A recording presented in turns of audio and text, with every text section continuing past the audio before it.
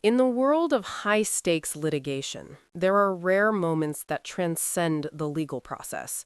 These are the moments that expose the rawest parts of the human condition: loyalty, betrayal, and the agonizing choice between protecting a loved one and upholding the truth. I was in a federal courtroom yesterday when I witnessed such a moment. A daughter took the stand, looked directly at her father sitting at the defense table, and spoke 7 words that will haunt them both for the rest of their lives. He made me part of the fraud. She didn't say, I participated or I was involved. She said, he made me.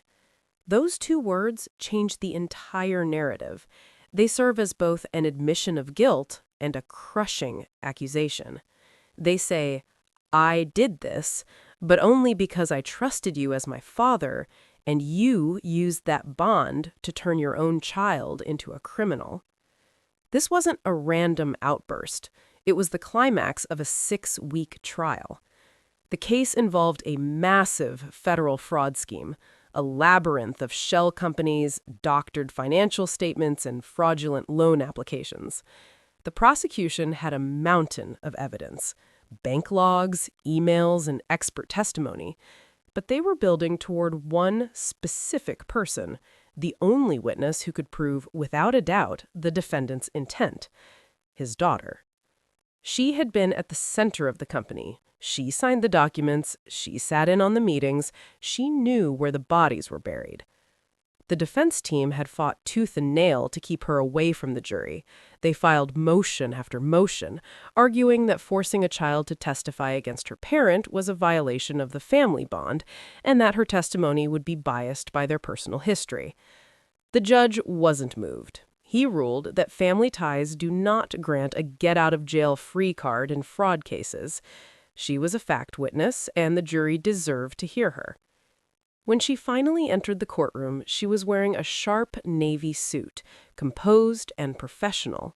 She didn't glance at her father as she walked past him. No eye contact, no acknowledgement. She took the oath and sat down. The prosecutor started with the basics: her name, her age, her relationship to the man at the table. Her voice was steady but distant. She didn't call him Dad or use his name. She called him my father. Even in her language, she was building a wall between them. She explained her rise within the company to vice president of finance. She handled the audits, the banks, and the financial reporting. When asked how she got the job, she admitted he had hired her straight out of school. He was her mentor. She looked up to him. She wanted to earn his respect. Then the tone shifted. The prosecutor pulled up the financial records from 2019 to 2022 on the courtroom screens. These were the documents she had signed and submitted to the banks. The prosecutor asked her to look at the asset valuations. You could see the moment the weight of the situation hit her. Her expression hardened. The prosecutor asked, "Are those valuations accurate?" After a long pause, she looked down and replied, "No, they are inflated."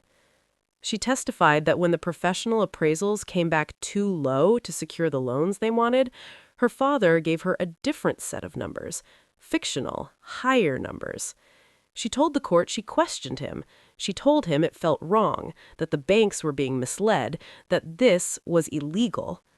And that's when the room went dead silent. The prosecutor asked, "What did your father say when you told him this was fraud?"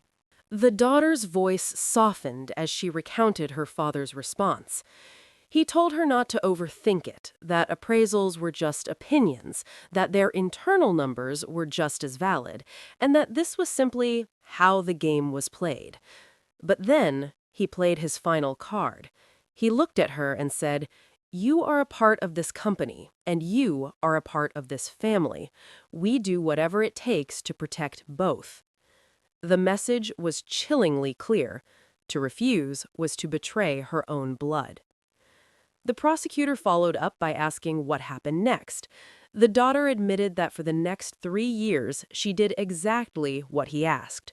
She plugged in the inflated numbers, finalized the fraudulent statements, and signed her name to documents that secured millions of dollars in loans based on nothing but lies. When asked why she stayed silent, the tears finally broke. Not a loud sob, but a quiet, steady stream down her face. "Because he was my father," she whispered. "I believed he knew what he was doing. I thought if I just trusted him, everything would be okay." The prosecutor let the silence hang in the air before delivering the final question. "Did you want to submit those false statements?" She shook her head. "No." "Then why did you?" For the first time that day, she turned her head and looked her father directly in the eye. "He made me part of the fraud." Those 7 words were an indictment of more than just a crime. They were a testimony to a shattered bond. She wasn't denying her own guilt. She acknowledged she signed papers, but she was exposing the fact that the person she trusted most had used that trust as a weapon to turn her into a criminal. On cross-examination, the defense tried to paint her as a liar seeking a deal. She shut them down. She hadn't been offered immunity. She was there because she was under subpoena and could no longer carry the weight of the deception. When the attorney suggested she was an adult woman who made her own choices, she didn't flinch. "I made bad choices," she countered, "but I made them because my father told me they were the right ones, and I believed him because he was my father." That testimony was the end of the defense. Before she spoke, they could have argued that the defendant relied on bad professional advice or made honest mistakes. But his own daughter testified to a direct order: ignore the real appraisals, use the fake numbers, and get the money. That is the definition of criminal intent. The trial ended 2 weeks ago. The jury returned a verdict of guilty on every single count. The defendant's team scrambled, filing emergency appeals and claiming the trial was a miscarriage of justice because the daughter should never have been allowed to testify. They took their fight all the way to the Supreme Court. Yesterday, the High Court responded with a 1-sentence order: petition for certiorari denied. 3 words that ended the saga. When the Supreme Court denies cert, it means the case is closed. Out of the thousands of petitions they receive, they only hear about 1%. By refusing this case, they have signaled that the conviction is final.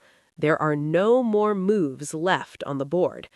Now the focus shifts to sentencing. Given the scale of the fraud and the nature of the crimes, this father is likely looking at 15 to 20 years in a federal prison, all because he decided that the price of his business was his daughter's future. The certiorari process is the absolute last resort for a defendant who has been defeated in the lower courts. It operates on the rule of 4. At least 4 Supreme Court justices must agree that a case is significant enough to be heard. If they don't, the petition is denied. The court doesn't offer an explanation or a long-winded opinion. They simply issue a 1-sentence denial. But that single sentence has a devastating impact. It means the legal road has ended. There are no more appeals, no more what-ifs, and no more chances. The defendant in this case argued that his constitutional rights were violated, that forcing a daughter to testify against her father was fundamentally unfair and a breach of the family unit. By denying the petition, the Supreme Court effectively signaled that they saw no such violation. The conviction stands. He will serve his time knowing that it was his own daughter's testimony that sealed his fate. But we have to look at the cost to the daughter. By taking that stand, she didn't just point a finger, she confessed to her own criminal acts. She admitted to signing false documents and misleading banks. Now her future sits in the hands of a prosecutor's discretion. If they believe her cooperation was genuine and her remorse was real, they may choose not to charge her. But there is no guarantee. She could still face a prison sentence of her own, and even if she stays out of a cell, she has to live with the dual weight of the fraud she committed and the fact that she sent her father to prison. That is a shadow that never truly leaves you. Then there is the total destruction of a family. The daughter's statement, "He made me part of the fraud," will now define their relationship for the rest of their lives. If he receives a 20-year sentence, he will be in his 70s by the time he breathes free air again. She will be middle-aged. Can there ever be a reconciliation? Can a father ever truly forgive the daughter who took the stand against him? More importantly, can a daughter ever forgive the father who weaponized her love and trust to turn her into a criminal accomplice? The legal books are closed, but the human tragedy is only beginning. When you strip away the bank records and the legal jargon, you find the core of this case: betrayal. This defendant didn't just steal from financial institutions, he stole his daughter's integrity. He used his role as a father to silence her moral compass, convincing her that family loyalty was synonymous with criminal conspiracy. She believed him until the lies became too heavy to carry. When forced to choose between a lie for her father and the truth for herself, she chose the truth. And it cost her everything.